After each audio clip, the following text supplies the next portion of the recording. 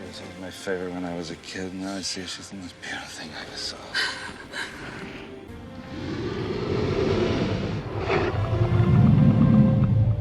I hear you. I'm with you. That's image Saturn. We've got 3 planets out tonight. To the south, we've got Saturn and Jupiter.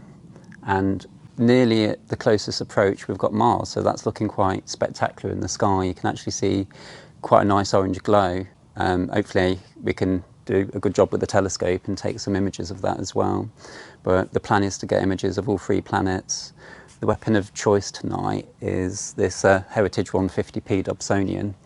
The reason I'm using this is because I just kind of want to show that with an entry-level telescope that's not really meant for imaging, you can actually do some imaging if you use the right techniques. Now, the thing I've learned about this telescope is that it won't actually reach focus with the truss rods fully extended. So what you need to do is just drop them down 1 centimetre. So fully extended is there. And if we just undo those screws, we can just pop it down about 1 centimetre. One thing I wouldn't use with this telescope is a big heavy DSLR, because we've only got like a very primitive helical focuser, and it's only 1.25 inch, and it's only on a plastic bracket as well. So you don't want to hang a huge amount of weight off that. But the modern day planetary imaging cameras like this ZWO 385 are about the same weight as a good quality eyepiece, so that would just about manage, I think. The thing to bear in mind is you need quite a lot of focal length for the planets, and this is kind of an all-round focal length at 750 millimeters. It's good for wide field, but if you put a Barlow lens on it, you can get up close to things, and that's what we want to do with the planet. So what I'm going to be adding is this Revelation 2.5 times Barlow lens, and that's what that's going to do.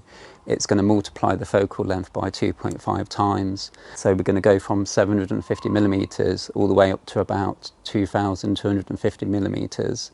So that's a better ballpark for getting some image scale on the planets and trying to get some detail on the planets when we image them.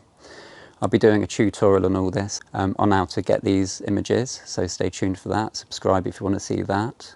But I'll just show you how I'm going to attach this. So we've got an IR cut filter on the front of the camera. That goes into the diagonal, not diagonal, that goes into the Barlow lens, sorry. And then we pop that in the focuser.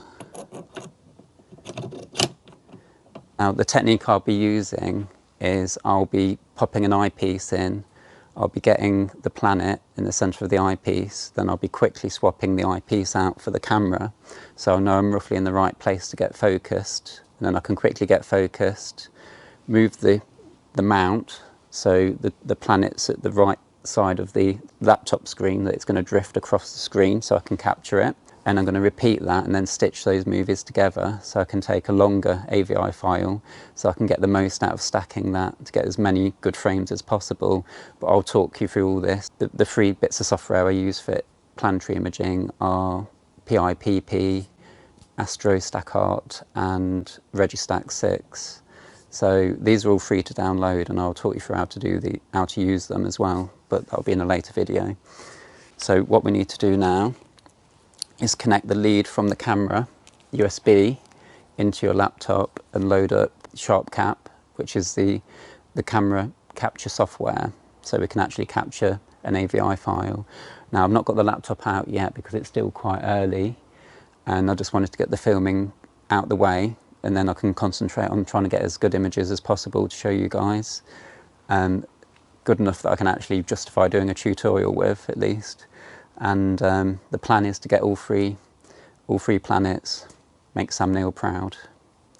Hopefully Saturn's recovered from eating those West Indian lilac berries, and we get some good results.